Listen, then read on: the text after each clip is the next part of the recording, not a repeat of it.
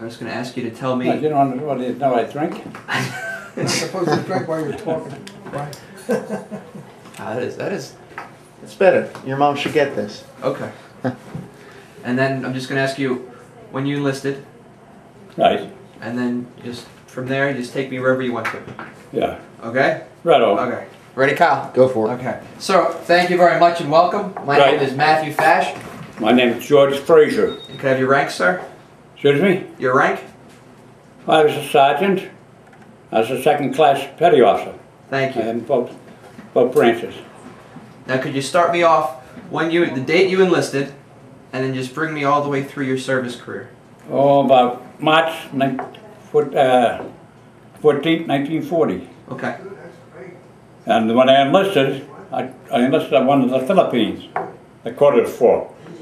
I asked for the Panama, the quarters full. I said, how about Hawaii? I got that.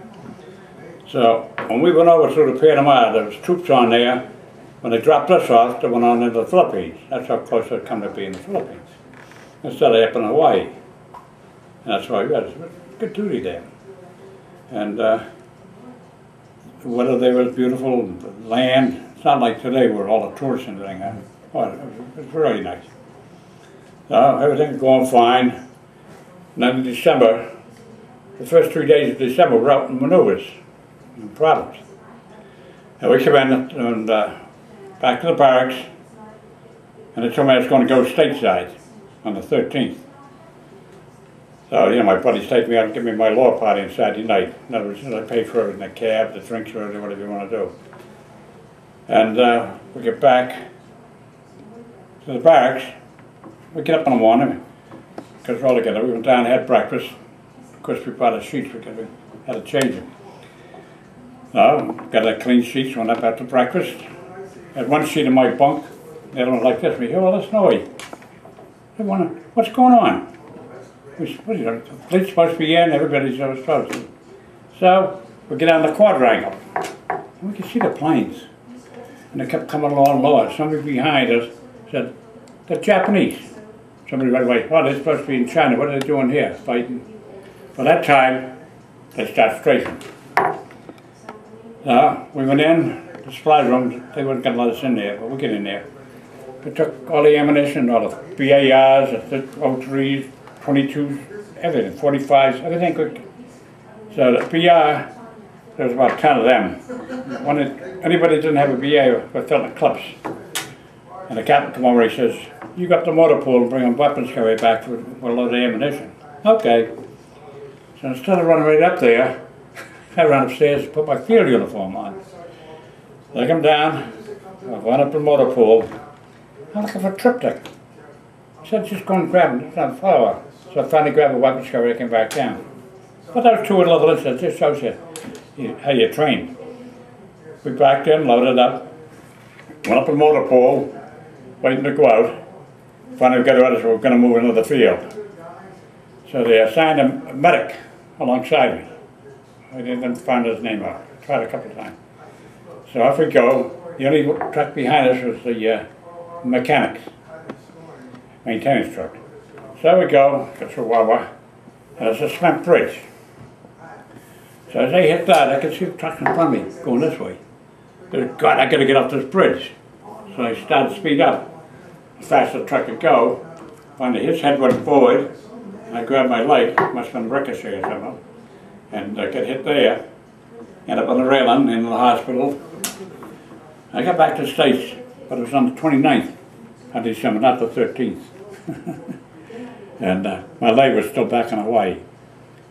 So I was in the hospital there, and they're going to discharge me. No. So in April, they told me I was going to be discharged in about a week. I hitchhiked to Boston, because that's where I enlisted.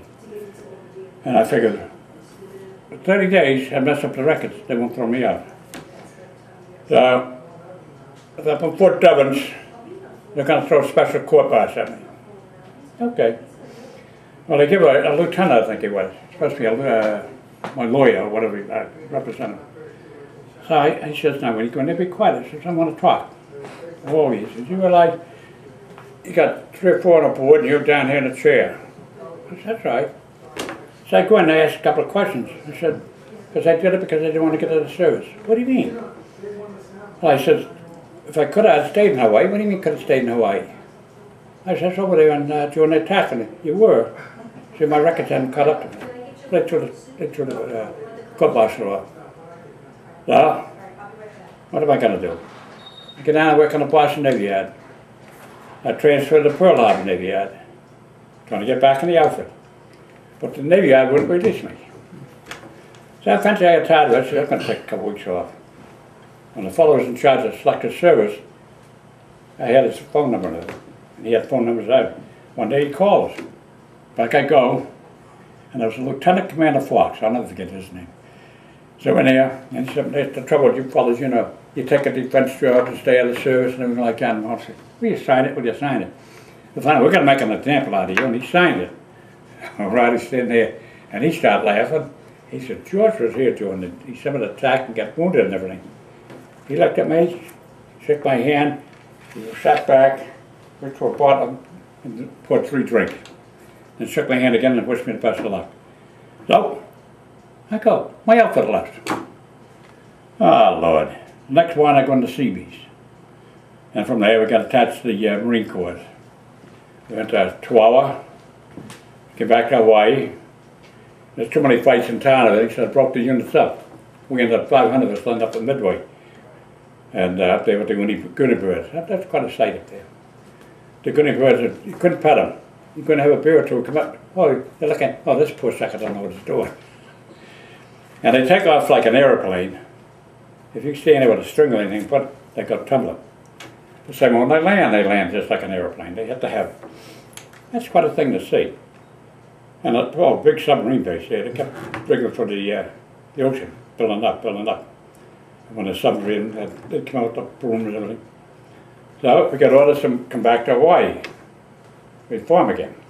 I said to my buddy, "Oh, we'll get there." I said, "I got some friends in Hawaii, down the Honolulu, we're going to have a good time." We're going Liberty. We went on Liberty. We're on an inter-island steamer, coming down. We pull in the harbor, Pearl Harbor there, alongside a transport. We get aboard the transport, we're the last ones coming in from the other islands. So they up anchor, move out, and anchored outside. Fellow say, "Hey, George, we're going to..." Oh, shut up. Wait for the rest of the convoy. Not we went to the Midways. And no, we went to Macon and everything. Macon, no, I'm backtracking. Went to the Marianas. We went ashore in Saipan. The second we went up on the east. Fort Marines were going up on the west. The 27th New York was supposed to come up to center. And they goofed up. They did so far, the Japanese fell right back. So we cut across and joined. And we had a good time. We get to the back in Garpan, a couple of Marines and Seabees and everything were in there. Got dynamite, we blew the safe. The Marines grabbed the American money. And we had yen, I'm telling you, oh, God, see what bundles it. Well, you give it to everybody. So I got a cigarette and everything. And then from there we went to Iwo Jima. After Iwo Jima, we came back to Saipan. Then went back in Iwo Jima again, and we were in the Sasebo, Japan. Among the first troops in there. So I was there, and the yen we had was Japanese because it was Japanese territory. It was good. Now I'd go find what I had. I cashed in $123 worth of yen. That was 15 yen to a dollar at that time. Oh, wow. The last time when I left there was 500 yen to a dollar. That's the difference there.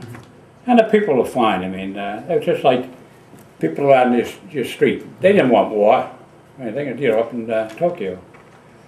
And we were going to, we first went up to Miura. We had to go up by canal, by your Higgins boat. We get up there, all the pipings were torn out, lights and everything. So they kept us up a couple of days. Back down we came. We're going to go on the Sasebo. And we figured, oh boy, we heard all these rumors, they're going to uprise, they're going to have everything. So we were pretty well armed up. We're going ashore. You give a candy bar to the old man, the kid, give it a cigarette to the old man.